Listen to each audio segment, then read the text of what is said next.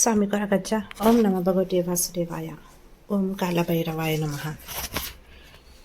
ಶತ್ರುಗಳಿಂದ ನಿಮಗೆ ಬಡೆ ಸಮಸ್ಯೆ ಆಗ್ತಾ ಉಂಟು. ಮಾಟ ಮಂತ್ರ ವಶೀಕರಣ ಅಥವಾ ನಿಮ್ಮ ಏಳಿಗೆಯನ್ನು ನೋಡದೆ ನಿಮ್ಮ ಅಕ್ಕಪಕ್ಕದವರು ಇರ್ಬೋದು, ನಿಮ್ಮ ವ್ಯಾಪಾರ ಮಾಡುವ ಸ್ಥಳದಲ್ಲಿ ಇರ್ಬೋದು, ಅಥವಾ ಕುಟುಂಬದಲ್ಲಿ ಇರ್ಬೋದು, ಅಥವಾ ಇನ್ಯಾವುದೋ ಕಾರಣದಿಂದಾಗಿ ನಿಮ್ಮ ಏಳಿಗೆಯನ್ನು ನೋಡದೆ ಅಥವಾ ನಿಮ್ಮ ಜೀವನದಲ್ಲಿ ನೀವು ಪ್ರಗತಿಯನ್ನು ಕಾಣಬಾರ್ದು ಅಂತ ನಿಮಗೆ ಸಮಸ್ಯೆಯನ್ನು ಉಂಟು ಮಾಡ್ತಾ ಇರ್ಬೋದು.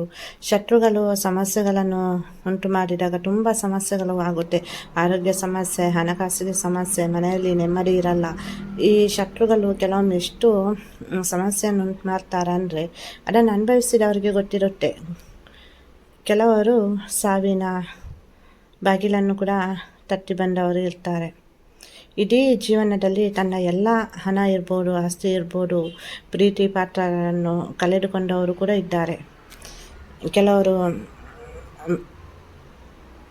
ಶತ್ರುಗಳಿಗೆ ಹುಚ್ಚು ಹಿಡಬೇಕು ಅಥವಾ ಅವರು ನಾಶ ಆಗಬೇಕು ಅಂತ ಎಂತೆಂಥದ್ದು ಮಾಡ್ತಾರೆ. ಸೊ ಇವತ್ತು ನಾನು ನಿಮಗೆ ಒಂದು ಸುಲಭವಾದಂತಹ ತಂತ್ರವನ್ನು ಹೇಳಿಕೊಡ್ತೇನೆ. ಇದನ್ನು ನೀವು ಮಾಡಬೇಕಾಗುತ್ತೆ. ಇದನ್ನು ನೀವು ಯಾವುದೇ ಒಂದು ಸಮಯದಲ್ಲಿ ಮಾಡ್ಬೋದು. ಅಂದರೆ ನೈಟ್ ಮಾಡಿದರೆ ತುಂಬ ಉತ್ತಮ. ರಾತ್ರಿಯ ಹೊತ್ತು ಪ್ರತಿ 3 ತಿಂಗಳಿಗೊಮ್ಮೆ ಇದನ್ನು ಮಾಡ್ತಾ ಇರಬೇಕಾಗುತ್ತೆ.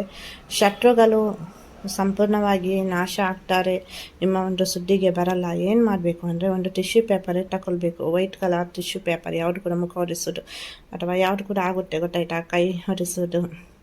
ಟಿಶ್ಯೂ ಪೇಪರನ್ನು ತಗೊಂಡ್ಬಿಟ್ಟು ಅದರಲ್ಲಿ ಅವರ ಹೆಸರನ್ನು, ಶತ್ರುವಿನ ಹೆಸರನ್ನು ಬರೀಬೇಕು. ಯಾವುದರಲ್ಲಿ ಬರಿತೀರಾ? ಕಪ್ಪು ಸ್ಕೆಚ್ ಪೆನ್ನಲ್ಲಿ ಅಥವಾ ಕಪ್ಪು ಮಾರ್ಕರಲ್ಲಿ ಕೂಡ ಆಗ್ಬೋದು.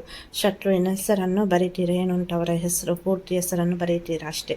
ಆನಂತರ ಅದನ್ನು ನಾವೀಗ ವೇಸ್ಟ್ ಪೇಪರನ್ನು ಹೆಂಗೆ ಕೈಯಲ್ಲಿ ಇಸ್ಕ್ತೇವೆ ನೋಡಿ, ಮುದ್ದೆ ಮಾಡ್ತೇವೆ, ಆ ಥರ ಮುದ್ದೆ ಮಾಡಿಬಿಟ್ಟು ಏನು ಮಾಡಬೇಕು ಅಂದರೆ ಅದು ನಿಮ್ಮ ಕೈಯಲ್ಲಿ ಇರಬೇಕು.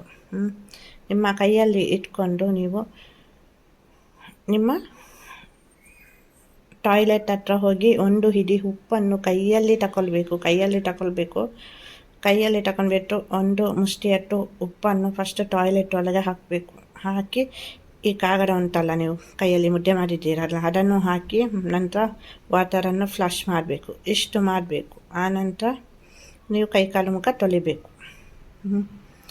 ಇದನ್ನು ಪ್ರತಿ 3 ತಿಂಗಳಿಗೊಮ್ಮೆ ಮಾಡ್ತಾ ಬನ್ನಿ. ಶತ್ರುಗಳು ನಿಮ್ಮ ತಂಟೆಗೆ ಬರಲ್ಲ, ನಿಮ್ಮ ವಿಷಯಕ್ಕೆ ಬರಲ್ಲ. ಅವರು ತನ್ನಿಂದ ತಾನೇ ದೂರ ಆಗ್ತಾ ಹೋಗ್ತಾರೆ. ಈ ತಂತ್ರವನ್ನು ಮಾಡುವಾಗ ಯಾರ ಜೊತೆ ಹೇಳಬಾರ್ದು, ನಾನು ಈ ಥರ ಮಾಡ್ತಾ ಇದ್ದೇನೆ ಅನ್ನೋದು ಯಾರಿಗೂ ಗೊತ್ತಾಗಬಾರ್ದು. ತುಂಬ ಶತ್ರುಗಳು ನಿಮಗೆ ಸಮಸ್ಯೆ ಮಾಡ್ತಾ ಇದ್ದಾರೆ ಅಥವಾ ಪದೇ ಜಾಸ್ತಿ ಅನುಭವಿಸಲಿಕ್ಕೆ ಆಗ್ತಾ ಇಲ್ಲ ಅನ್ನುವ ಸಂದರ್ಭದಲ್ಲಿ ಪ್ರತಿ ತಿಂಗಳು ಈ ತಂತ್ರವನ್ನು ಮಾಡಬೇಕು. ಇದರ ರಿಸಲ್ಟ್ ಅನ್ನೋದು ನೀವು ಮಾಡಿದ ತಕ್ಷಣ ನಿಮಗೆ ಗೊತ್ತಾಗ್ತಾ ಹೋಗುತ್ತೆ, ಚೇಂಜಸ್ ಆಗ್ತಾ ಹೋಗುತ್ತೆ.